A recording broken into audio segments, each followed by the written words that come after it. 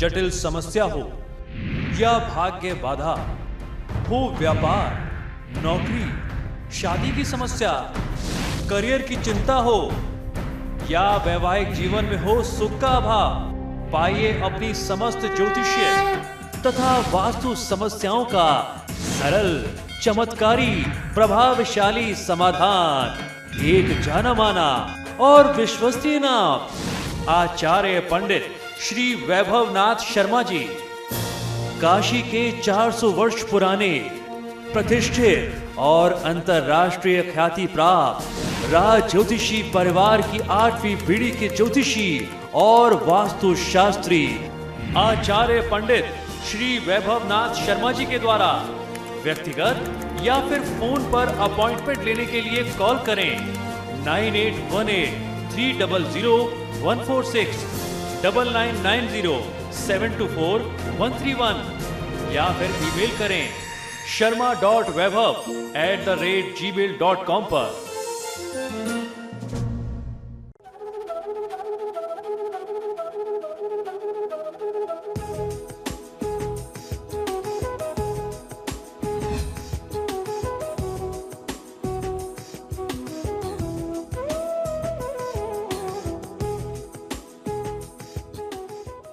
नमस्कार, स्वागत है आपका आपके सितारे में और मैं हूं आपके साथ देवा तिवारी। आज महिलाओं का सबसे प्रिय त्योहार करवा चौथ है। कल हमने अपने कार्यक्रम में बताया था कि महिलाएं किस तरह अपनी राशि के मुताबिक तैयार हों, क्या पहने, कैसे पूजा करें। आज हम जानेंगे कि करवा चौथ का महिलाओं के लिए महत्व क्या है, कैसे करें करवा चौथ की पूजा, क्या है व्रत का विधि विधान, ये जानेंगे आचार्य जी से। साथ ही आचार्य जी से जानेंगे कि आने वाले पूरे हफ्ते आपको क्या करना है और क्या नहीं। जानेंगे साप्ताहिक राशिफल। तो देर कैसी, शुरू करते हैं आपके सितारे। क्या आप जानते हैं क्या है करवा चौथ का महत्व? कैसे करें करवा चौथ की पूजा? जानिए पंडित वैभवनाथ शर्मा से करवा चौथ व्रत का विधि विधान। आपके सितारे में अब अपनी हर परेशानी का हल प्राप्त कर सकते हैं और अपने सवाल भी पूछ सकते हैं। स्टूडियो में साथ देने के लिए मौजूद हैं विश्वविख्यात ज्योतिषाचार्य और वास्तु शास्त्री पंडित वैभवनाथ शर्मा जी। आचार्य जी, आपका हार्दिक स्वागत है। जय गणेश। तो यदि आप भी अपनी कुंडली के ग्रह नक्षत्रों से परेशान हैं या कार्य, व्यापार, परिवार की चिंता कर रही है आपको परेशान, तो आप भी हमें कॉल कर सकते हैं। हमारे नंबर्स लगातार आपकी टेलीविजन स्क्रीन पर फ्लैश किए जा रहे हैं। आप हमें हमारे टोल फ्री नंबर पर भी कॉल कर सकते हैं। आप हमसे सीधी बात कर सकते हैं। हमारा टोल फ्री नंबर है 1800-1026-303। आप इस नंबर पर मुफ्त में कॉल करें। इसके अलावा आप हमें हमारे लैंडलाइन नंबर्स 0120-4646-332 और 0120-4646-327 पर भी कॉल करके हमसे सीधी बात कर सकते हैं। तो चलिए कार्यक्रम की शुरुआत करते हैं और सबसे पहले आचार्य जी से जान लेते हैं कि आने वाले सप्ताह में कौन कौन सी मुख्य तिथियां पड़ने वाली हैं। जी बिल्कुल, आगामी सप्ताह यानी 11 अक्टूबर से लेकर के 17 अक्टूबर के मध्य कौन कौन सी विशेष तिथियां हैं, आइए जानते हैं। 11 अक्टूबर शनिवार को यानी आज करवा चौथ का व्रत है और 15 अक्टूबर बुधवार को अहोई अष्टमी और राधा कुंड स्नान की तिथि है। इस सप्ताह में, इस पूरे सप्ताह में यही दो तिथियां बहुत प्रमुख और विशेष पड़ने वाली। चलिए अब जान लेते हैं साप्ताहिक राशिफल, जिसमें सबसे पहले बात करेंगे मेष राशि के। देख लेते हैं मेष राशि वालों के लिए कैसा रहेगा ये पूरा सप्ताह। मेष राशि वाले जातक लोगों के लिए आगामी सप्ताह भावनाओं के प्रवाह में आप सराबोर रहेंगे और कुटुंबजनों, मित्रों और सगे संबंधी उसमें आपके साथ सहभागी बनेंगे। भेंट, उपहार, सौगात, सम्मान इत्यादि की प्राप्ति हो सकती है। स्वादिष्ट भोजन करने और कहीं परिवार के साथ, इष्ट मित्रों के साथ बाहर घूमने फिरने, पर्यटन का भी आयोजन हो सकता है। मांगलिक अवसरों में आपको उपस्थित होने का सौभाग्य मिलेगा। आनंददायक प्रवास होगा, धन लाभ होगा। दाम्पत्य जीवन में घनिष्ठता का अनुभव आप कर सकेंगे। इस आगामी सप्ताह में मां पार्वती की पूजा आराधना करना आपके सप्ताह को सफलता देगी और आपको ध्यान ये रखना चाहिए कि भोजन अथवा किसी भी स्वरूप में मां अन्नपूर्णा का अनादर आप न करें। अब जान लेते हैं कैसा रहेगा वृषभ राशि वाले जातकों के लिए ये पूरा सप्ताह। वृषभ राशि वाले जातक लोगों के लिए सप्ताह के प्रारंभिक कुछ दिनों में पिछले सप्ताह का असर आपको मिलता रहेगा। खर्चों से आपको थोड़ी राहत मिलेगी। व्यापारी वर्ग को नए अनुबंध, मुलाकातों, यात्राओं व गठबंधनों से आर्थिक लाभ व आनंद तथा सुख की प्राप्ति होगी। सप्ताह के अंत के कुछ दिनों में मन अशांत रहेगा, जिससे आपको बेचैनी परेशान करेगी। इस आगामी सप्ताह में शिव महिम स्तोत्र का पाठ करना, महादेव शिव की साधना आराधना करना आपके लिए सर्वोत्तम होगी। आपको क्रोध करने से बचना है, इस बात का ध्यान रखिएगा।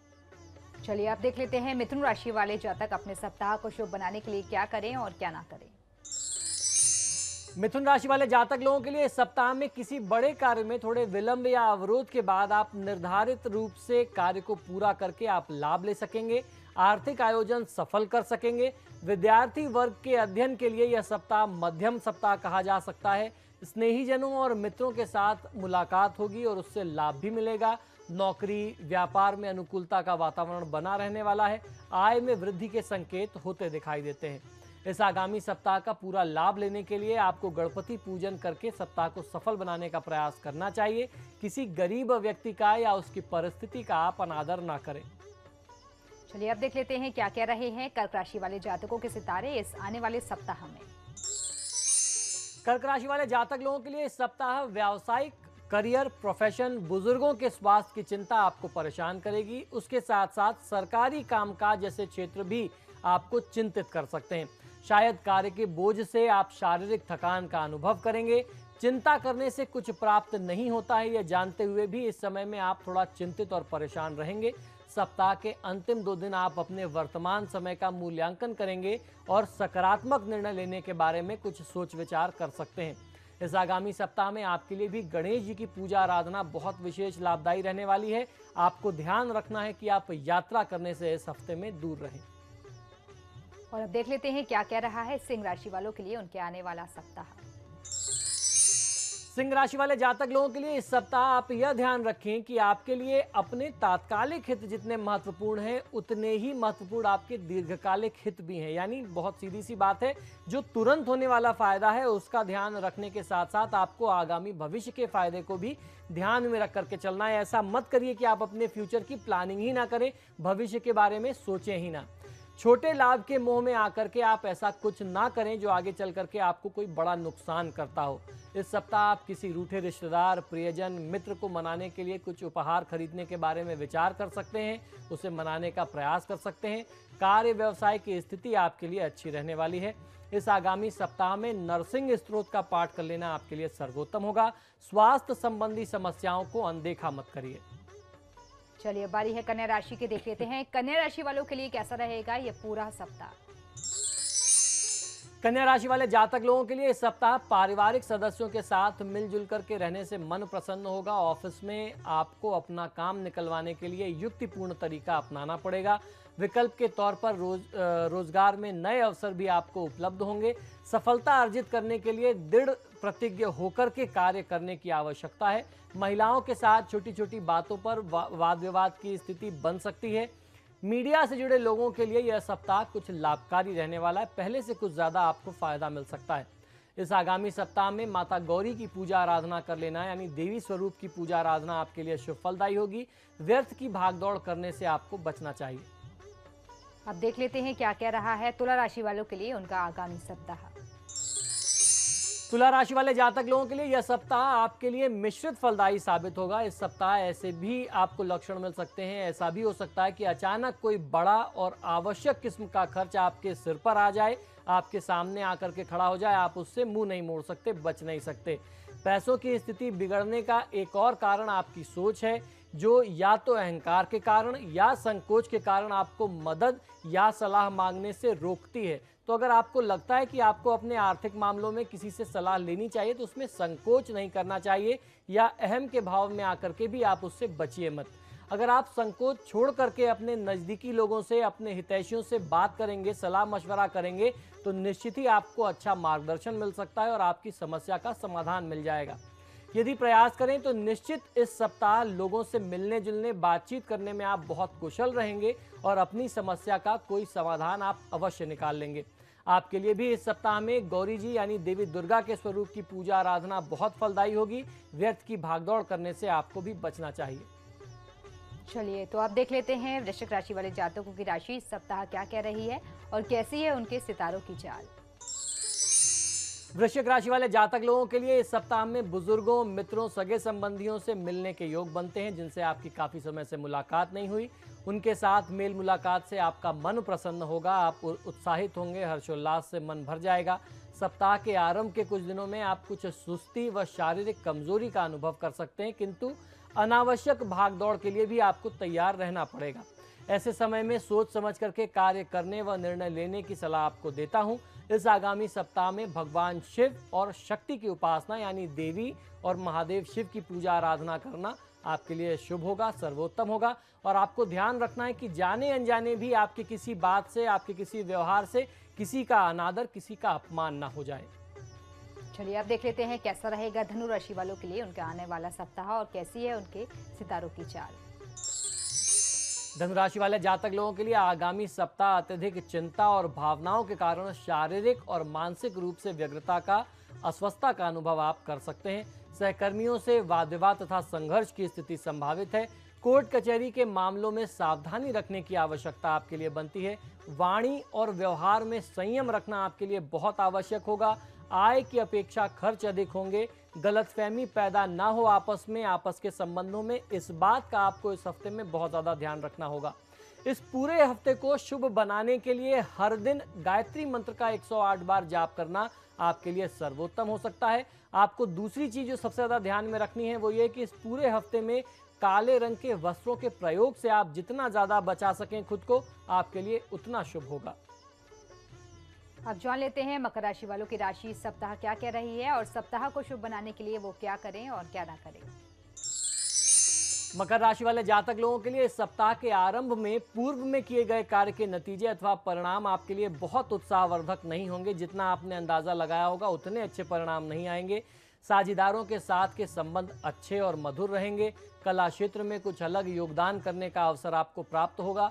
खान पान में ध्यान रखने की आवश्यकता है। वहीं विद्यार्थी वर्ग को, छात्र वर्ग के लिए थोड़ी मेहनत का समय आरंभ हो चुका है, तो आपको मेहनत में कमी नहीं करनी चाहिए। आप अपने विद्याभ्यास टेबल पर स्फटिक का एक गोला रख सकते हैं, क्रिस्टल बॉल रखें।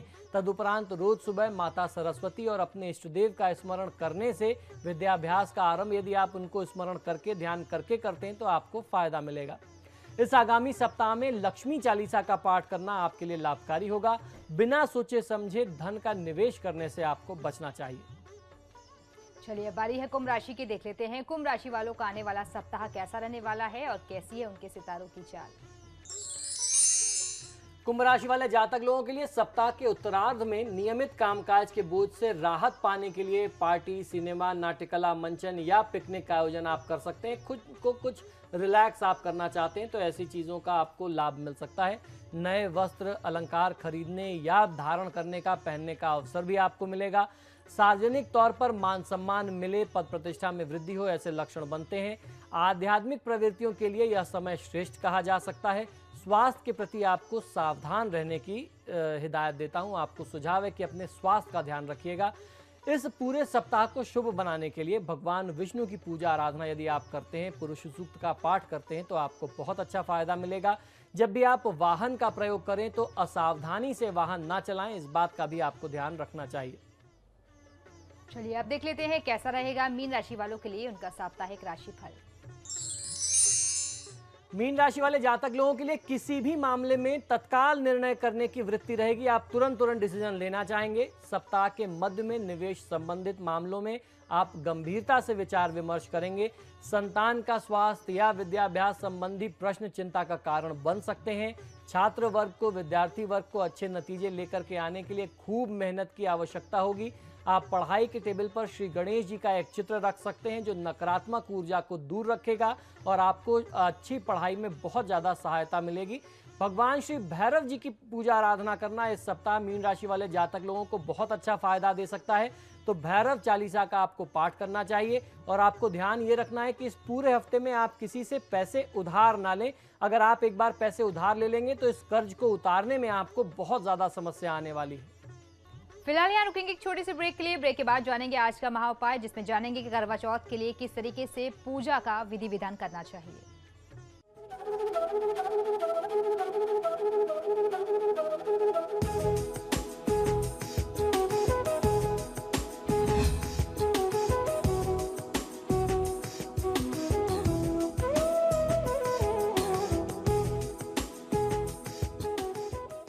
ब्रेक के बाद एक बार फिर से आपका स्वागत है। तो आज करवा चौथ है और यकीनन अगर करवा चौथ है तो महाउपाय भी हमारा इसी से जुड़ा हुआ होगा। हम आचार्य जी से करवा चौथ का पूजा का विधि विधान भी जानेंगे, लेकिन सबसे पहले ये जान लेते हैं कि इस करवा चौथ का महत्व क्या है।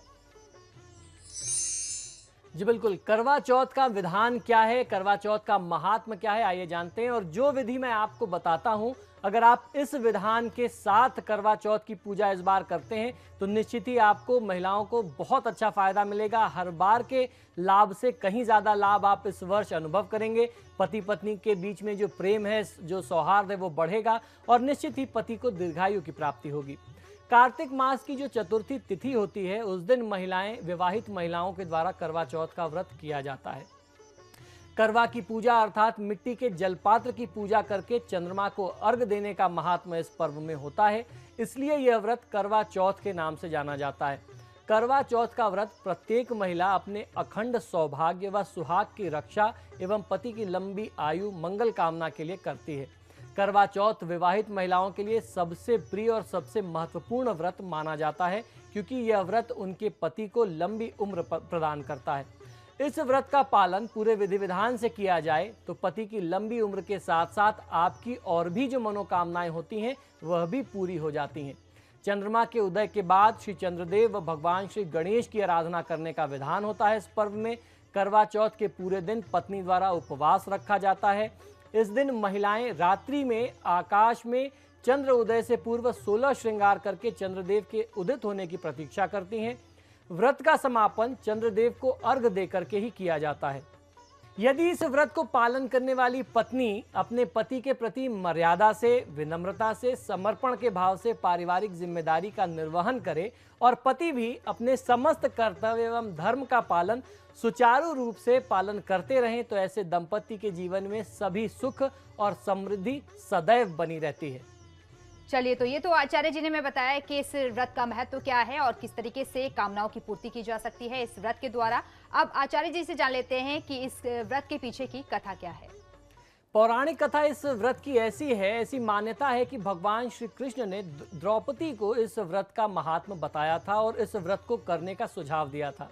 पांडवों के वनवास के दौरान अर्जुन तप करने के लिए इंद्रनील पर्वत पर चले गए। बहुत दिन बीत जाने के बाद भी अर्जुन नहीं लौटे तो द्रौपदी को उनकी चिंता होने लगी। जब श्री कृष्ण ने द्रौपदी को चिंतित देखा तो फौरन चिंता का कारण समझ गए। फिर भी भगवान श्री कृष्ण ने द्रौपदी से कारण पूछा तो उन्होंने चिंता का कारण श्री कृष्ण के समक्ष प्रकट कर दिया। तब भगवान श्री कृष्ण ने द्रौपदी को करवा चौथ का व्रत करने का पूरा विधान विस्तार से बताया, जिस विधान से आज हमारी महिलाएं बहनें करती हैं इस व्रत को। वही विधान जो है भगवान श्री कृष्ण के द्वारा बताया गया है। द्रौपदी ने भगवान श्री कृष्ण से व्रत का विधि विधान जान करके इस व्रत को किया और उस व्रत का फल भी उनको प्राप्त हुआ। अर्जुन सकुशल पर्वत से अपनी तपस्या को पूरी करके शीघ्र ही परिवार के पास वापस लौट आए। तो इस प्रकार से इस व्रत को करने से आपके परिजन जो हैं, आपके पतिदेव जो हैं, वह सुरक्षित रहते हैं। किसी भी अवस्था में हो उनकी सुरक्षा होती है, दीर्घायु बने रहते हैं और आपकी जो भी और दूसरी अन्य कामनाएं होती हैं वह कामना भी पूरी होती है। तो ये तो आचार्य जी ने हमें बताया कि इस व्रत के पीछे की कथा क्या है। चलिए, अब आचार्य जी से जान लेते हैं कि इस पूजा का विधि विधान किस तरीके से करना चाहिए और किस तरीके से महिलाओं को इसका जो है फल पूरी तरीके से मिल सकता है। जी बिल्कुल, व्रत रखने वाली स्त्रियां सुबह नित्यकर्म से निर्वृत्त होकर के स्नान एवं संध्या आदि करके आचमन के बाद संकल्प लेकर के ये कहें कि मैं अपने सौभाग्य एवं पुत्र पौत्रादि तथा निश्चल संपत्ति की प्राप्ति के लिए करवा चौथ का व्रत करूंगी। फिर करवा की पूजा आराधना के साथ ही शिव पार्वती की पूजा का भी विधान है, क्योंकि माता पार्वती ने कठिन तपस्या करके शिव जी को प्राप्त कर अखंड सौभाग्य को प्राप्त किया था। इसलिए सौभाग्य के सूचक शिव पार्वती, कार्तिकेय और गौरा का पूजन करने का विधान भी इस तिथि में मिलता है। यह व्रत निराहार ही नहीं अपितु निर्जला के रूप में भी करना अधिक फलप्रद होता है। इस व्रत में शिव पार्वती, चंद्रदेव यानी चंद्रमा, स्वामी कार्तिकेय और गौरा की मूर्तियों की पूजा षोडशोपचार विधि से विधिवत करके एक तांबे या मिट्टी के पात्र में चावल, उड़द की दाल, सुहाग की जो भी सामग्रियां होती हैं, खासतौर पर जैसे सिंदूर, चूड़ियाँ, शीशा, कंघी, बालों में लगाने वाला जो कलर्स अलग अलग रंग के रिबन मिलते हैं और कुछ दक्षिणा रख करके किसी श्रेष्ठ सुहागिन स्त्री या अपनी जो श्रेष्ठ पूजनीय माँ होती हैं, सास होती हैं, आप उनके चरण स्पर्श करके, पाँव छू करके उन्हें आपको ससम्मान भेंट करना चाहिए। उसके साथ आप अपनी तरफ से कुछ वस्त्र दें। सायं बेला पर पुरोहित को बुला करके, किसी आचार्य को बुला करके आपको कथा सुननी चाहिए। दान दक्षिणा दे करके आचार्य जी को आप विदा कर दें। तत्पश्चात रात्रि में जब पूर्ण चंद्रोदय हो जाता है तब चंद्रमा को छलनी से देख करके अर्घ देना चाहिए। आरती उतारें और अपने पति का दर्शन करते हुए आपको पूजा करनी चाहिए। इससे पति की आयु जो है वह लंबी होती है। तत्पश्चात पति के हाथों से जल ग्रहण करके व्रत का जो संकल्प होता है वह पूर्ण होता है, यानी व्रत का पारण जो है पति के हाथों से जल ग्रहण करके ही समाप्त करना चाहिए। करवा चौथ के दिन चंद्रमा की पूजा धार्मिक और ज्योतिषीय दोनों ही दृष्टि से बहुत ही महत्वपूर्ण है। जो चंद्रमा में पुरुष रूपी ब्रह्मा की उपासना करते हैं उसके सारे पाप नष्ट हो जाते हैं, उसे जीवन में किसी भी प्रकार का कष्ट नहीं होता और उसे लंबी और पूर्ण आयु की प्राप्ति होती है। ज्योतिषीय दृष्टिकोण से यदि देखा जाए तो चंद्रदेव को मन का कारक मानते हैं। चंद्रमा मनसो जाता हमारे धर्मशास्त्रों में प्रमाण आता है और इसके बारे में हम लोग अक्सर चर्चा करते हैं। अतः चंद्रमा की पूजा करने से मन की चंचलता पर नियंत्रण प्राप्त होता है। चंद्रमा के शुभ होने से मन प्रसन्न रहता है और मन के अशुद्ध भाव, अशुद्ध विचार, जो निगेटिविटी, जो गंदे थॉट्स आते हैं, गलत विचार आते हैं मन में, वह दूर हो जाते हैं। मन जो है शुभ विचारों से परिपूर्ण रहता है। मन में शुभ विचार ही उत्पन्न होते हैं, क्योंकि हमारे विचार ही, या यूं कहें कि शुभ विचार ही मनुष्य को अच्छे कर्म करने के लिए प्रेरित करते हैं। स्वयं के द्वारा की गई गलती या अपने दोषों का स्मरण करके अपने पति, सास ससुर और बुजुर्गों के चरण स्पर्श करके इसी भाव के साथ आपको करना चाहिए कि अब आगामी जीवन में, इस तिथि के बाद से आगे जीवन में जो गलतियां पहले हुई हैं, पिछले वर्ष जो भी गलतियां हुई, उसके लिए आप मुझे क्षमा करें। अब हम लोग नए जीवन शुरू करते हैं आज से। अब ये संकल्प है कि आने वाले समय में उन गलतियों की पुनरावृत्ति, उन गलतियों को दोहराया नहीं जाएगा। इस भाव के साथ इस व्रत को करना चाहिए और पति को और परिवार के अन्य परिजनों को भी पूरा सहयोग महिलाओं के साथ करना चाहिए, जिससे आपस में प्रेम का भाव बना रहे। तो ये था हमारा आज का महाउपाय। इसमें आचार्य जी ने हमें बताया कि इस व्रत के पीछे की कथा क्या है, इसका महत्व क्या है, साथ ही साथ पूजा का विधि विधान क्या है। कामना यही करते हैं कि आपके जीवन में आने वाला ये व्रत भी ढेर सारी खुशियां लेकर आए और आपके परिवार को सुरक्षित रखे। इसी के साथ ही हमारे आज के कार्यक्रम में फिलहाल इतना ही। बहुत बहुत शुक्रिया आपका आचार्य जी स्टूडियो में आने के लिए। जय गणेश। तो आपके सितारे में फिलहाल इतना ही। वक्त तो चला एक छोटी सी ब्रेक का। ब्रेक के उस पार भी खबरों का सिलसिला लगातार जारी है।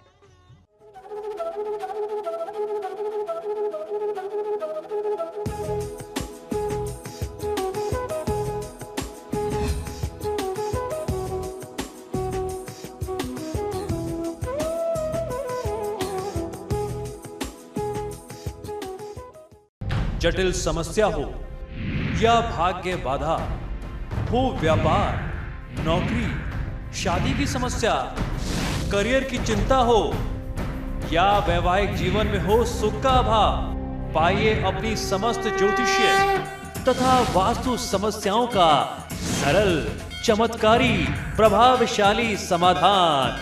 एक जाना माना और विश्वसनीय नाम, आचार्य पंडित श्री वैभवनाथ शर्मा जी।